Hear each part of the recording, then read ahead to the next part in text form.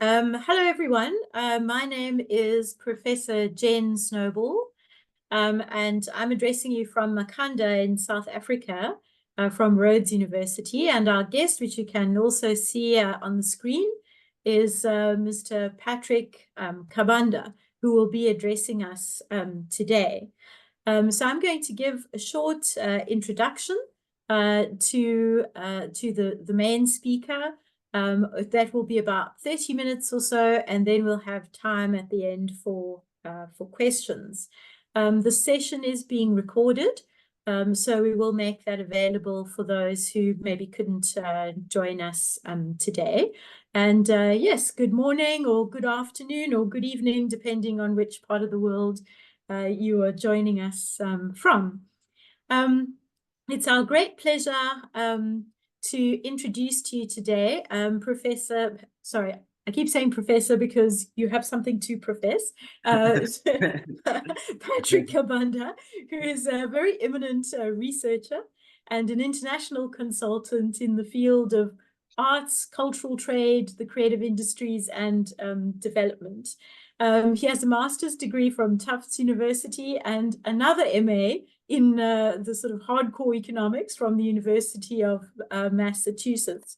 What you might find surprising and might not know about him if you've read his academic work is that he also has a Master of Music from the Juilliard School in New York, and has actually worked as an organist and a music instructor himself. So one of those rare people who has both the practical experience as a creative artist as well as a researcher. His book, The Creative Wealth of Nations, is a landmark publication which brings together knowledge from international trade, education, gender studies, mental health, social inclusion, and development to talk about how the arts can enrich people's lives.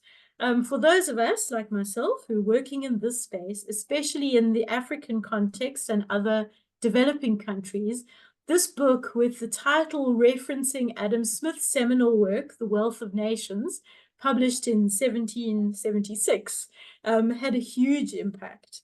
The book is introduced by Amartya Sen, himself a Nobel Prize winner in economics, and it brought culture and development back into the mainstream and legitimized the importance of this field of research, even and maybe especially in the African context where there are many development challenges. The high regard in which Mr. Kabanda's work is held is evidenced not only in his impact of his publications, but also in the international policy and research work that he does. So he's contributed to work done by, for example, the World Bank Group and the United Nations Development Programme, amongst many others. Today's seminar is part of a series offered by the newly established Cluster of Research Excellence in Creative Economies, Cultures, Innovation, and Sustainability.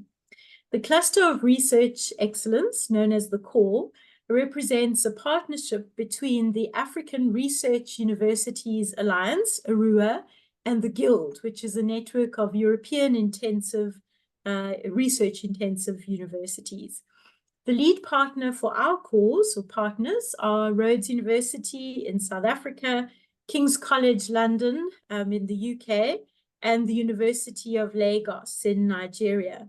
The core is also associated with the newly formed open access journal called the African Journal of Creative Economy.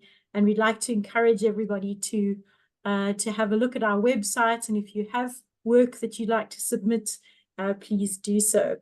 We're delighted to welcome you, Patrick, to address us today in the seminar entitled Trading and Protecting Cultural Goods in Africa, Economic and Social Perspectives. Over to you. Yeah, thank you so much, Professor Snowball. It's a pleasure to join you today, and congratulations on starting this cluster of research. I think it's a much needed initiative, and I look forward to being in touch and following how it's going to be doing as the years go on. Now, given that this talk, I quickly mentioned in a synopsis, I talked about GDP. I want to quickly say that GDP has done remarkable things, and it has been used in many, many ways, but it's a very incomplete measure. So it's limited in some ways, which we must immediately acknowledge. So it doesn't mean that because Africa's creative sector is not contributing so much to the economy, that the sector itself is not contributing. It could be that GDP is not able to measure some of these areas and services. And also, very immediately, I think I should mention, as I had said in my book, Nigeria a few years ago decided to change its statistics, to improve it, to update it. Okay? And it did so by accounting for the telecom industry, together with the famous Nollywood movie industry. And you all probably know what happened. GDP shoot up overnight, I think 3 times, something like that. So the economy became bigger 3 times. But obviously, it doesn't mean that the average Nigerian got richer. Yeah, their lives stayed the same. So that's, I think, one of our caveats to mention. And also, GDP in, for example, the United States, the GDP is in the trillions of dollars. There's no doubt about that.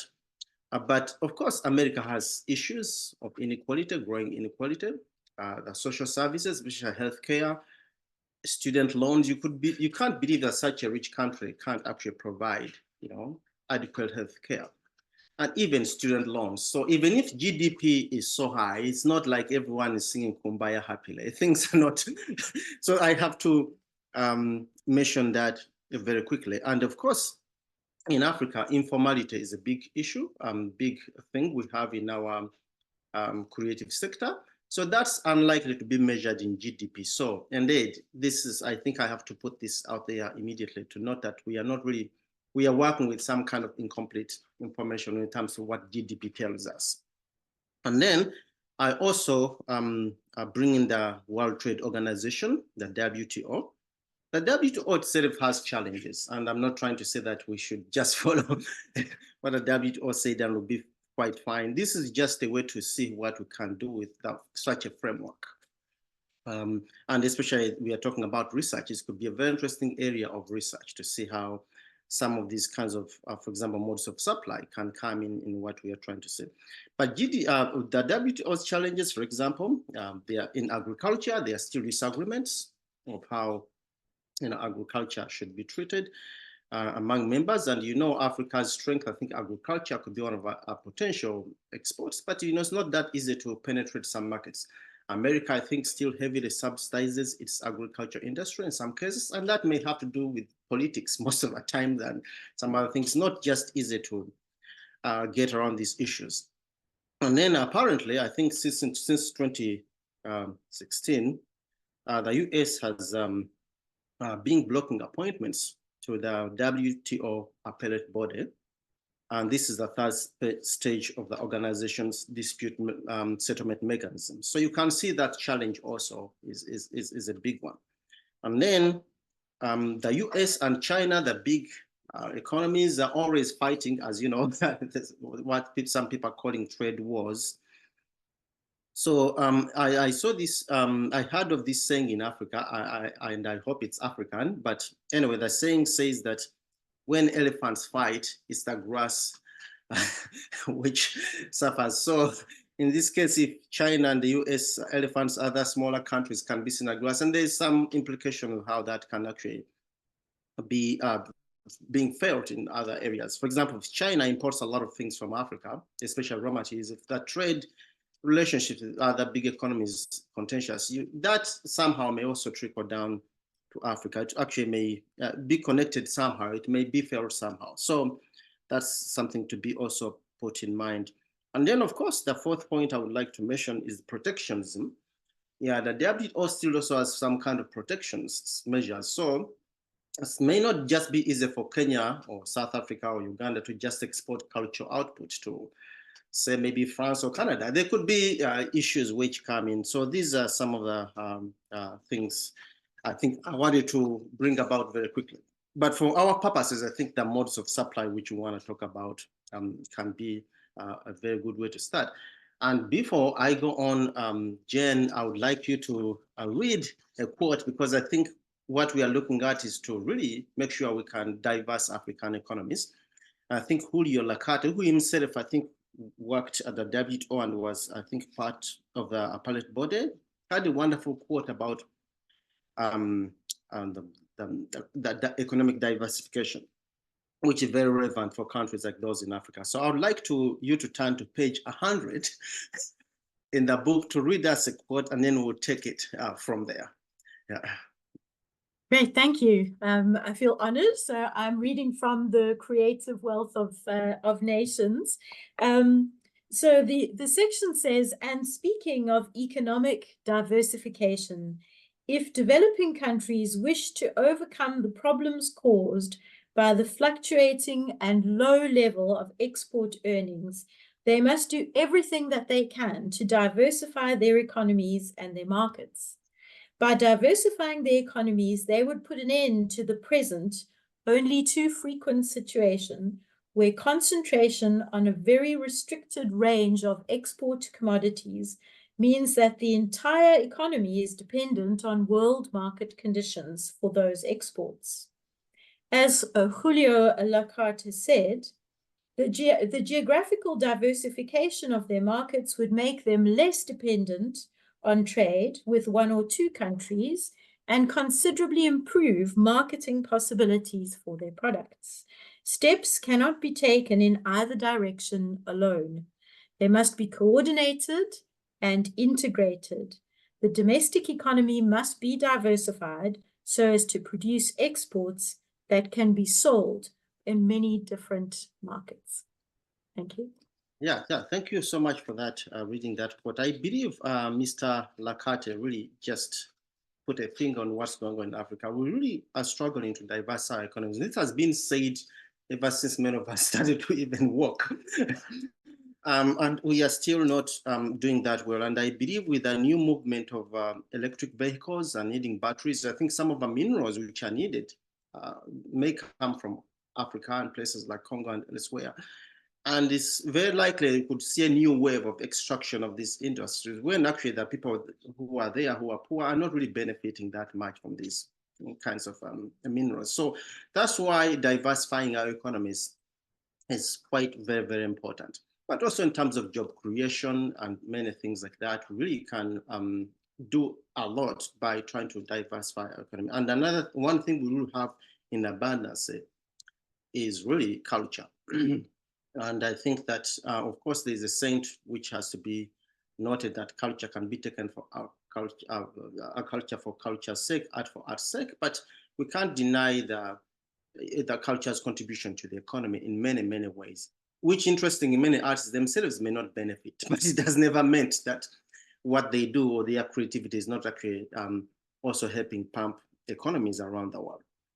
Anyway, the WTO, which we are going to talk about the modes of supply, which are the modes of supply, has this thing called the GATS, which is the General Agreement for Trade in Services.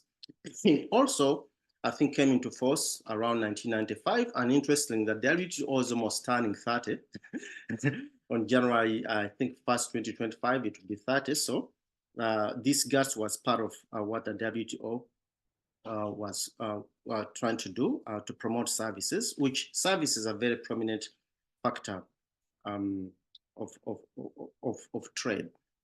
So according to the WTO, the creation of GATS was one of the landmark achievements of the Uruguay round, whose results entered into force in January 1995.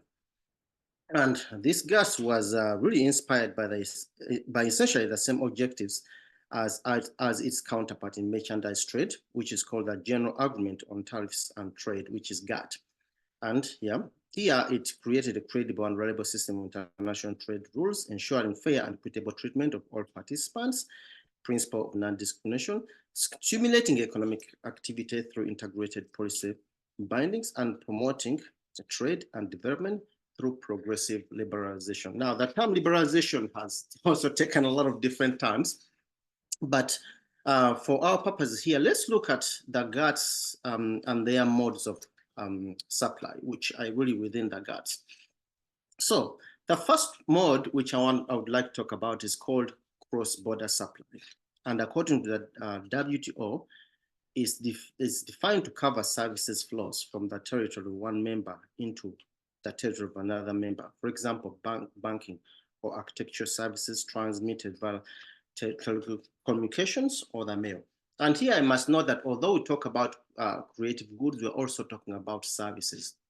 In that, cultural services are very, very prominent. For example, if I write a book, the book is a good, but actually the ideas which go into the book, I service, okay? And if I get someone to type that book, they are also providing a service. If I get a cover designer to design, that's a service. So basically, even if the book itself may be a good, it's part of our services are very connected. And this is very, very true. Even transporting the book from Uganda to South Africa by air, what is actually a service, and transmitting content of that book via, for example, the internet, social media platforms, that's also a service. So this is where I think this cross-border supply comes in, where transmitting services. And architecture is a very interesting example for them they give here, because what you're going to see, especially in climate change, we're going to need a lot of ways to build buildings or structures which are sustainable. And actually, there's been a movement now looking at indigenous architecture, which, for example, as you can notice, not everyone in the world is going to be able to have an air conditioner. And maybe the traditional methods of building, which were more sustainable and will take account in all things, could be very helpful. And Africa has a huge, huge role to play, because we have been dealing with indigenous architecture for a very long time. Now, what if we imagine we have these designs of architecture from South Africa, Zambia, Sudan, and actually we can export them via telecommunications or the internet to other countries? That's another way of really trying to promote this kind of African culture through a kind of service like that. And of course, then you have movies, you have music, and many, many other ways you can actually transmit culture services through digital systems or telecommunications or the internet or whatever. So that's a very interesting way to look at how cross-border can be used. And then the second mode is called consumption abroad, which refers to situations where a service consumer, for example, a tourist or patient, moves into another member's territory to obtain a service. And again, that's definition is part of a WTO. But here, for example, tourism is very, very important. And we all know, even me myself, the first time I saw wild animals, I was Kruger National Park, where I went to see lions officially. So, and I was part of a school team in Andover. We had taken students there, and I had a chance to become a tourist. Okay? But we got to understand that even if Africa does very well, at least before COVID, we can argue that was the case of trying to attract tourists who are coming to see wild animals. I don't think we have done equally well in promoting culture. Yet we have a lot of cultural monuments. And of course, Egypt may be one of the leading places where people go to see pyramids, but that's not the case. I think that's not true everywhere. So I believe that here we can promote in the area of culture, we could get a lot of tourists to come to see cultural monuments, and that's international trade. And also, what we have to also notice is that many Africans don't go to other countries to see cultural monuments. I think within intra-African trade, we could look at ways of how we could go to, I would love to go to Senegal or to Mali or to the Congo, other places to see their cultural offerings, what they have to offer culturally. And actually here, some scholars have gone far and said we should move away from what they are calling cultural tourism to look at something what could be called creative tourism or experience tourism. And I'm sure you have all run across such research. I do mention it in the book, in the chapters dealing with trade. But creative or experience tourism in this case will mean that, for example, if I go to Egypt to see pyramids, I just don't see pyramids, but I go to take clay lessons on how to mold clay and how to mimic, create my own mini pyramids as an experience. Or if I go to Mali to look at cultural dances, I just don't spectate. I actually do participate in the dance. if I go to maybe Namibia or some place to look at how they, weave baskets, I actually don't just look at, I can actually participate in weaving baskets. If I go to Sudan to consider how, they do their designs, okay, of some sort, maybe for clothing, I actually do also try to draw some design. So that's the concept, I think, behind cultural experience tourism. And I think it's very, very important, especially that it can actually draw people more in. Okay? Now, the other thing I think which is mentioned is the mode of supply. In this case, it will be the third mode is commercial presence. And it implies that a service supplier of one member establishes a territory presence, including through ownership or lease of premises in another member's territory, provide a service. For example, domestic subsidiaries of a foreign insurance or hotel chains. Now, let's assume that I am a tourist company and I'm trying to attract tourism. Then I could say, oh, well, I'm getting a lot of visitors from Korea or Japan or India. Let me go and establish an office there. Okay. And that's, I think, the kind of commercial presence they're talking about.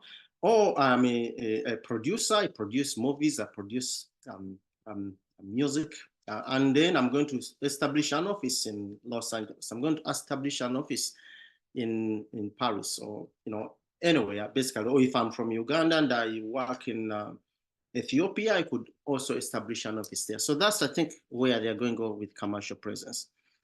And then the other one, which I think is very, very important, is to talk about is the presence of natural persons. And this consists of persons of one member entering the territory of another member to supply a service. For example, accountants, doctors, or teachers. Now, here, I would like to use the example of if you teach dance. For example, if I'm a South African dancer and I want to teach Zulu dance, I go to, maybe let's see which country, we can pick a country, maybe Germany or England or Korea to actually teach Zulu dance. That's the kind of thing which goes on. Or if I teach music, if I teach to make drums or whatever it is, I actually then move to these other countries to do that.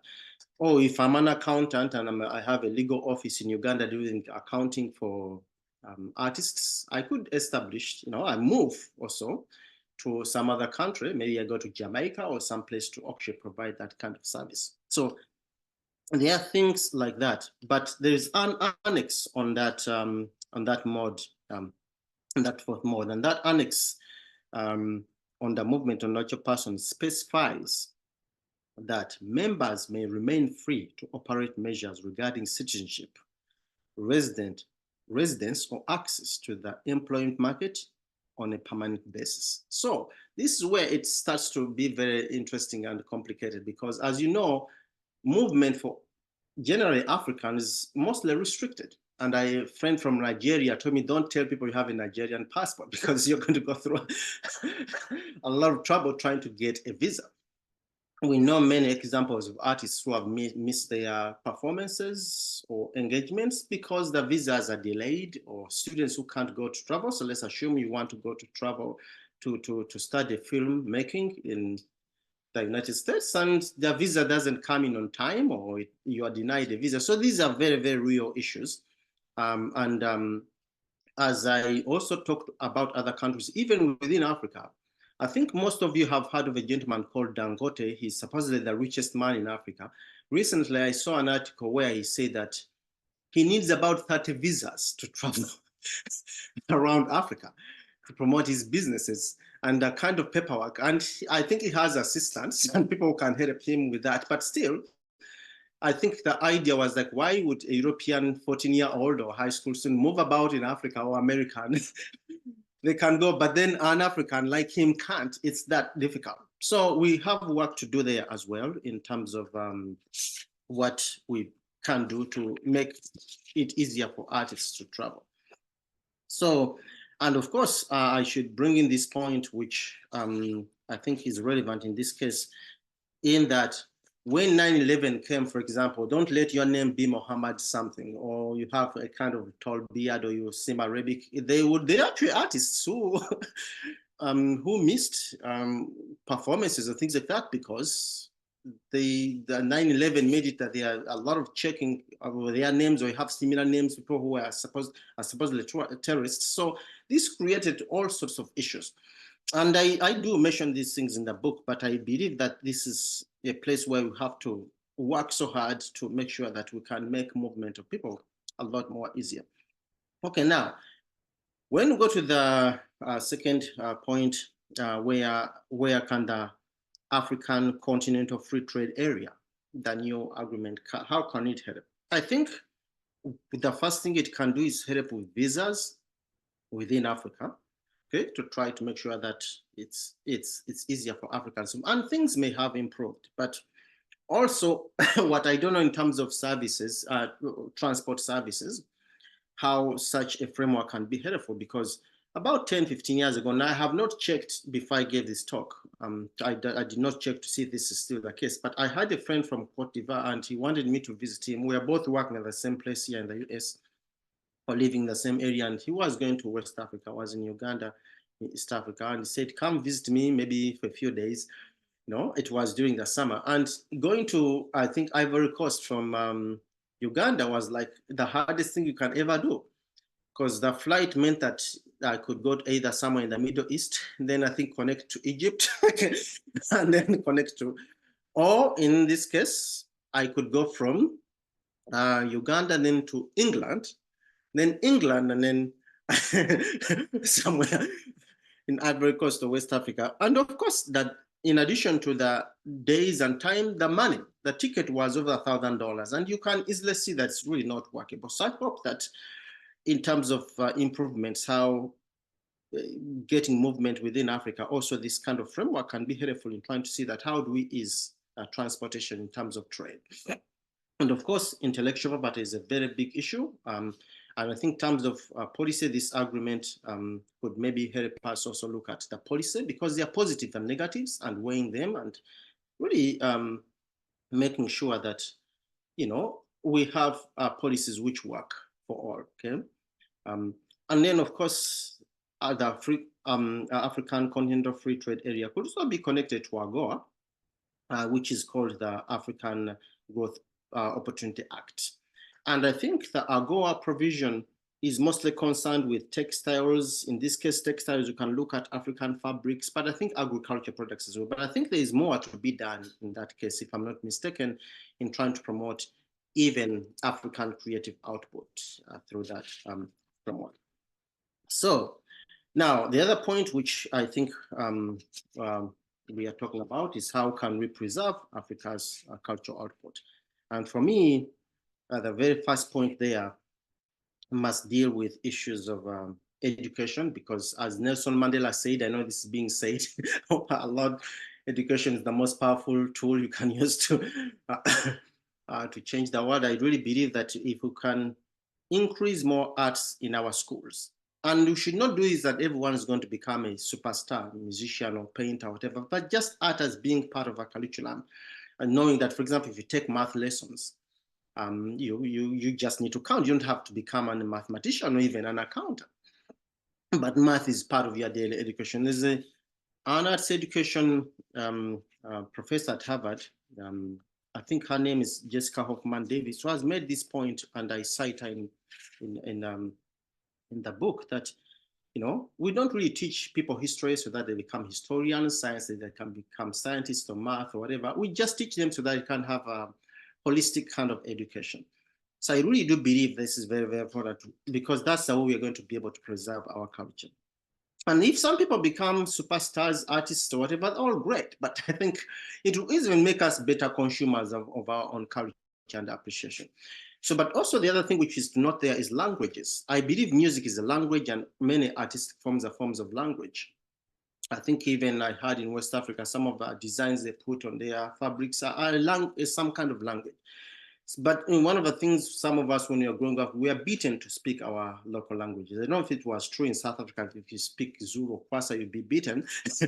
But here in Uganda, definitely, if you are called talking Luganda, and this is not just Uganda. I think Wangari Ngugi, a professor, a Kenyan professor, has also mentioned things like this. So, and that has meant that many of us grew up handicapped in our own languages. But I believe by putting back these languages, we are also helping promote our culture. Because if I'm a musician, for example, I would write better songs in Uganda.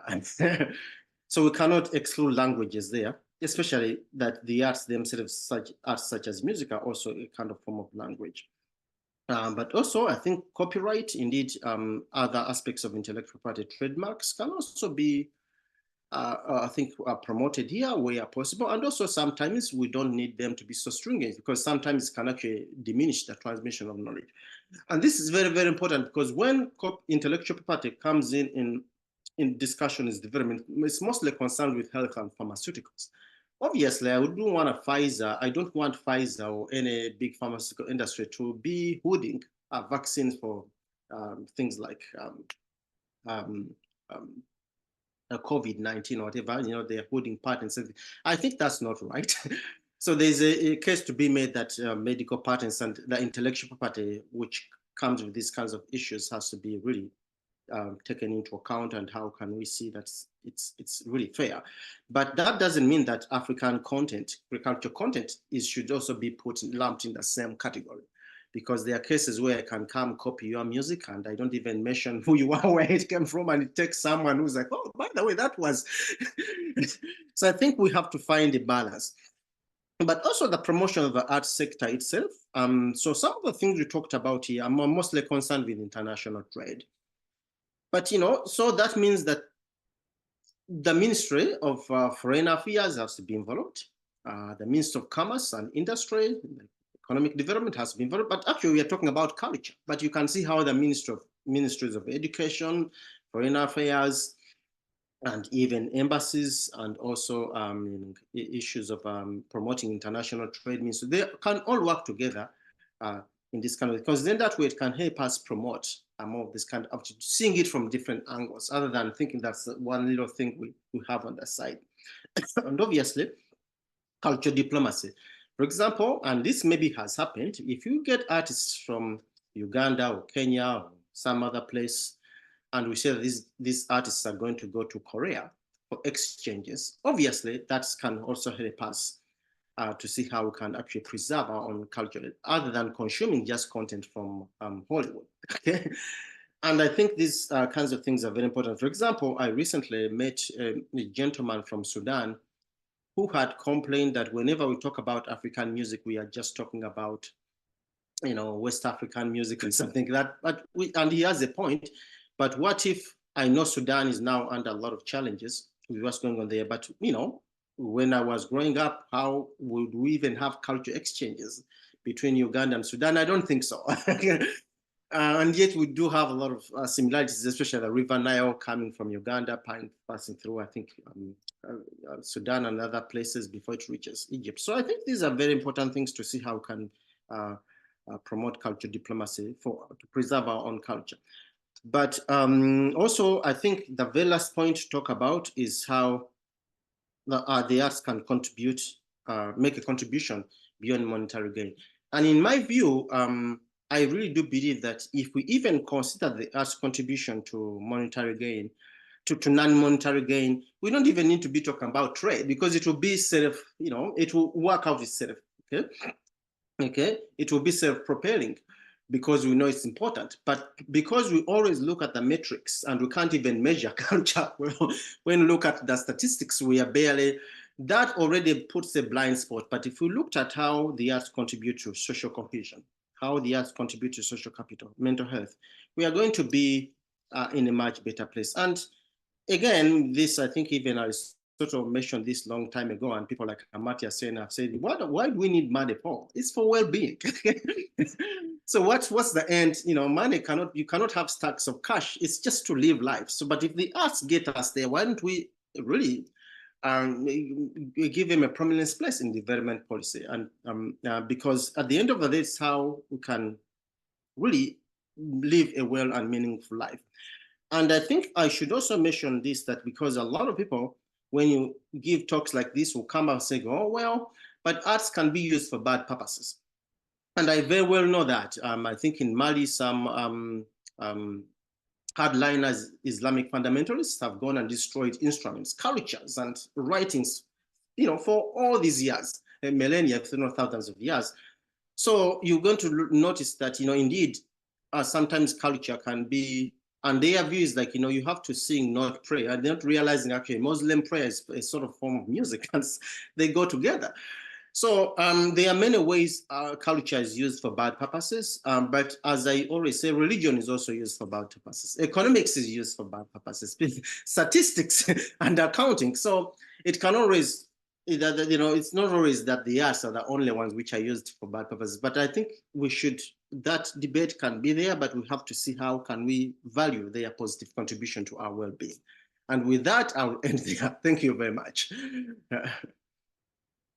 Well, thank you. Thank you so much, Mr. Kabanda. That was like a feast of ideas and many, many points covered there. To our audience, if you would like to ask a question, then please post it either in the Q&A or in the chat. And we'd be very happy to facilitate that. But perhaps just to respond briefly to some of the issues that you mentioned, I completely agree with your artists in schools, and maybe you've heard of the shift in focus from STEM to STEAM. You Yes. know that one, yeah? Yes. So including arts as so not just science, technology, engineering and maths, but also arts and maths. And I loved your analogy there that if you learn history, you don't expect everyone to become a historian, or if you learn maths, you don't expect everyone to become a mathematician. But what I wanted to maybe just hear a bit more about was you talk about the balance, right, between access and protection. Yes. And I think that especially in Africa, where so much of our cultural output is being turned into services, right? So it's dematerialized. So it's not that you exporting or importing DVDs or CDs or even hard copy books, but it's all happening online. One of the challenges, I think, is the rise of the big platform, so talking about Netflix and Disney Plus and these kind of platforms that really seem to dominate the online market for cultural content, if you want to put it that way, iTunes for music. And in some ways, these are quite beneficial and offer some opportunities, but in other ways, they might be quite restricting in terms of what African countries can do in terms of the power. So I'd be interested to know if you have some thoughts on how that can be managed. Yeah, I think that maybe that's why the protectionism issue always comes up. I really believe that we should not always just be, actually, we sometimes even receive our own content. You sometimes maybe have also heard of cases where Michael Jackson himself went and copied the music of Manu Dibango and started to recycle his own music. Now, Manu Dibango was a very famous, I think was called the Lion of Cameroon, with a lot of lawyers. He was able to fight the case, and I think the case was settled in his favor. So you're going to notice that indeed, Africa I believe we should not just be getting content. Whatever comes out of Hollywood is the best. Actually, some of this is ours.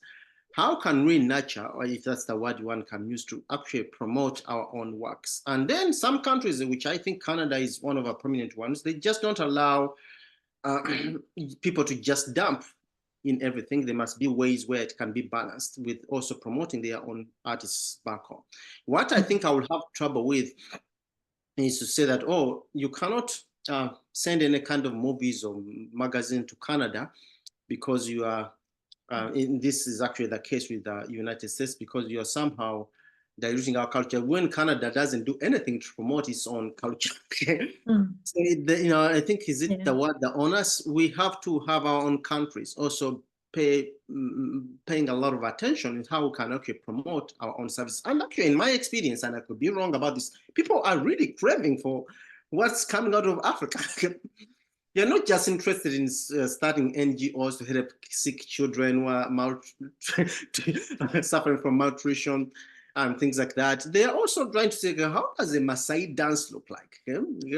How do they weave these beautiful baskets? Those things I think are very, very important. How do we make sure we can do that? Now, the other thing is that America itself, you have heard of the Macdonization thesis, which is America is really just pumping and dumping. It's a lot of powerful weapon, a powerful tool they have to just Hollywood to just, be all over the world, which is not going to be easy to fight. But I believe that I don't think it's also not possible for us to find a way to do more to promote our own culture. What I absolutely agree with is I think it's not fair or not right. I don't know what the right word is, that you can have Netflix go and dominate the movie industry in Uganda, especially if the producers themselves may not even be Ugandan, or the content may be trying to please the Hollywood, what they like, the international audience may like.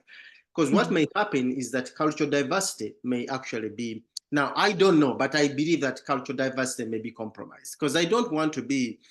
Recently, I went to a certain country, and what I was amazed that when I went to Washington, the airport was the same. I thought the country could be cheaper, but the tea was costing almost the same $5 I pay here. A little soup was $10. And then I went to the hotel, the food is the same. I'm like, this is ridiculous, as if I've not left. I really believe that there should be a way to have some kind of diversity, that I go out and eat different kind of food, and I think I experience this kind of music. Even the music they are playing is coming from here. You not think I left. So I believe that indeed there should be a way. This is something which will take a lot of thinking, but I think it will be our benefit to just basically benefit from the diversity which we have in this world. If it's about food, I like passion fruit very much, but it would be like go and just plant passion fruit all over the world. You don't have apples, you don't have pineapples, you don't have guavas, it's just one, it's just not. And actually they have done this in terms of some agricultural output, where they go and just plant these palm trees or whatever it is, and they just destroy all these native plants, and which actually destroys biodiversity. So I believe we have to find a way, and this is a very important discussion, to really see how can we find that balance to also have our culture be still on the table and relevant. Yeah. Thank you. Yes, I love that connection between cultural diversity and biodiversity, and I think some of the arguments on both sides are, for having both of those diversities are really important. By the way, I did recently go or try to go from Johannesburg to Lagos, just returning to one of the points you mentioned about flights to African countries, even within Africa, just being really difficult. And I think there was one flight that went direct, even though it's only about 4 or 5 hours, and then all the others, you routed through all these other funny places. So it still is like that. Yeah. Just to pick up a comment from Roberta in the chat. So she's saying, thank you very much for the talk. I think some of your arguments are really connected, not just with trade, but even more about the recognition of creative and work and creative professionals in Africa. So sometimes these are not seen as contributing as much to economic life. So she says, I wonder if you could add anything else on how creative work or creative careers are not fully acknowledged across African countries and policies as valuable. So, and this is the case in South Africa as well. The children are not encouraged to follow the performing arts career or animation, or even the more modern creative industries, because this is not seen as a serious valuable work. Is that something you've come across in other places too? Yeah, so what I should also mention very clear, recently I had submitted something for paper and someone for an organization, they had said that we should all move away from the contributors of chapters. We should move away from the deficit model where like, oh, things are always, someone who says the gloom and doom kind of, we should also look at the positive aspects of this. But in my experience, I work in churches and I work with a lot of organizations where culture is not the center. If you are at the cutting edge of all most of these things, you're always in contact. It's always the way that culture will be secondary. I mean, it's very difficult if you deal with it all the time. It's very difficult to get away from that kind of thing. It's always in your face that you're going to, culture is not, we are talking about now something more serious. You can't wait. For example, recently a friend did mention that, oh, she grew up struggling a lot in Uganda, and as many of us, did, she struggled, but for her, she was going to get we harvest a short stick we use to harvest fruits, which can be up, maybe mangoes or whatever fruits are up in the tree. And that comment was, we are busy trying to harvest these fruits to eat, and for them, they are busy trying to play music and enjoying music. I mean, this is quite amazing because we also did the same thing. To take, to have lunch from practicing, we had nothing to eat. You could go get a mango tree and get this kind of stick or stone and try to harvest so that you can have lunch. But the connection part is, I think you are just enjoying the music. You don't really know how it is like to struggle. So, and for me, this has been my life. I grew up being told that music will never take you anywhere. You're going to starve to death. I'm not trying to sound rich or anything, but it's been the opposite. If it wasn't COVID, for example, I probably would have finished going around the world, especially because of the book. But there's a lot of thinking that music will not take you. And I really have believed that it becomes with this entire thinking of economy. And I'm not trying to bring in politics, but I think that the economic mentality, where even in America is a very rich country, people are told, oh, you can have a bigger car, bigger house, whatever it is, the economic piece of it tends to meddle into other things. And you find a situation where even the richest people in the world don't want to pay taxes, yet they don't need money to actually support schools and hospitals and things like that, roads and things like that. But the thinking is always about the economy. How are you going to make it as a musician? Or unless you become Michael Jackson or these movie stars and you are not, just go without thinking of it. Okay, maybe it will be it's the way you're going to meet Jen, and Jen will introduce you to a professor who will be your best mentor to study medical school, because you have been playing the orchestra together. Okay. They don't see it that way. And they don't also see that maybe you are struggling so much with chemistry, but if you take a break, playing the violin or playing drums, it's going to actually then make you a better student. So for me in life, I do everything based on music. It's very about music methodology. And as in Uganda, some friends who knew a little bit more would tell me that don't try to practice. You're going to play concert on Sunday piece. So don't try to practice the last minute. Go and take small chunks every day and try to go find the difficult part, go and then put it together. I use that methodology to write articles. I use it to deal with difficult problems. I try to my best, but I didn't learn it from anywhere else but through music. And recently, there's a professor, maybe about 2, 3, 4 years ago, who wrote in the journal of the Chronicle of Higher Education here, where he said that, he gets a lot of students from immigrant communities, which these students would love to become nurses, or doctors or whatever, but then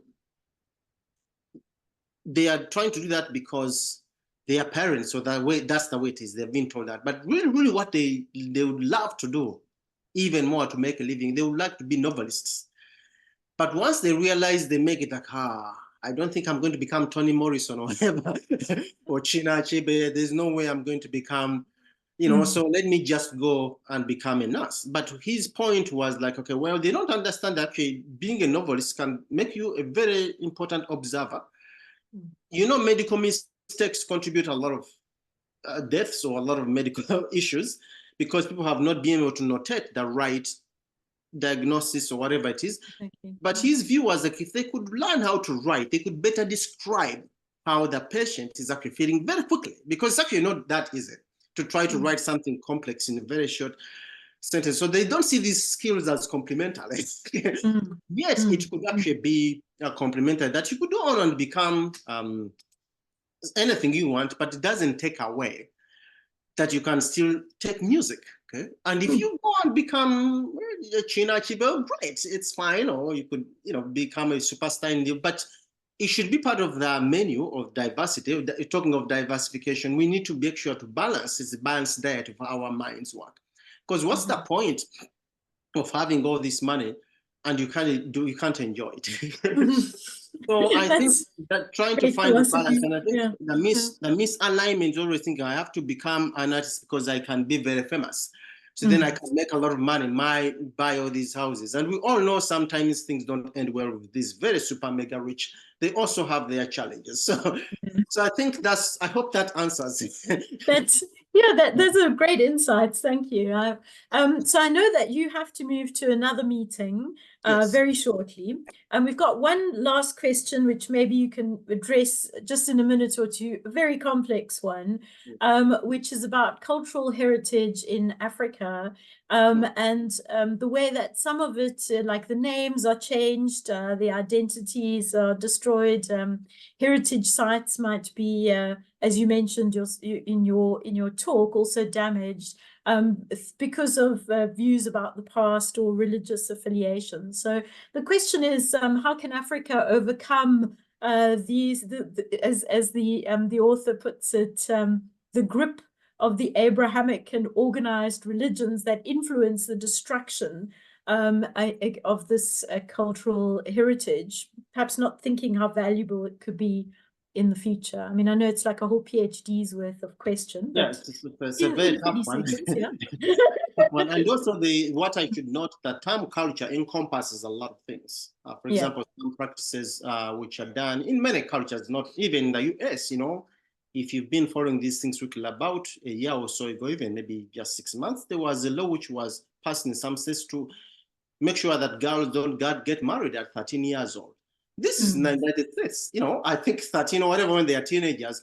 But you will not think this has happened. You will think maybe it's happening somewhere in Africa or Asia. So that someone could clearly claim this has been our culture. How are you going to take that away from us? I really believe that because the term culture can encompass a lot of, we have to sometimes look at things and just really be realistic about, okay, is it really okay for teenage girls to get married because it's part of your culture?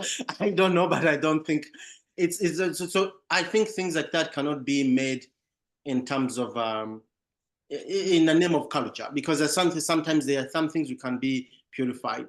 Or one other thing which could be said in South Africa without appetite, if you come and look at native people and say, well, the way they are dressed is primitive, we have to get rid of all this and try to make them more modernized or whatever, then that's also another layer which is complicated. And you really want to go and just get rid of all this. And then even to make it more complicated, for example, like Lake Victoria, I don't know to what extent this is true in South Africa, but Lake Victoria, for example, these lakes had their own names back then. That in Lake Victoria is called Lake Narubare for the Luganda part there, Buganda tribe. But now the name is Victoria. So you are like, okay, well, how can we then go back and rename it to go back to its original name? Someone may have the issue with the word Narubare because it could mean something different. What should we find as a compromise? So these are very, very complicated issues, but I think that gives you a glimpse. Thank you. Good answer. I mean, we're going through that process in South Africa now, changing the names back, right, to what they were, and it's causing some really quite serious debate about, is it better to have your town named after a colonial general or a Xhosa one, Prof, I know, sorry, Mr. Kabanda, I know that you have got some other meeting that you need to be at in 5 minutes. So just to give you time to have a sip of water quickly, I just want to say on behalf of all of us here, and especially on behalf of our new cluster of Creative Economies research, thank you so much for that tour de force, really. It was absolutely wonderful. You covered such a wide range of topics in such a clear way. So from our side, thank you very, very much. Thank you to the audience for coming along as well. It was lovely to have you with us, and we hope to see you in the future as part of our core and also at future seminars. So many thanks. Many thanks. Thank you so much. It's been a pleasure to participate. And thank you. You can always keep the conversation going. And if people have more questions there, they can reach out. And thank you so much for having this initiative going. I think it's one of the positive things you can see, which is trying to help do our part. Thank you so much.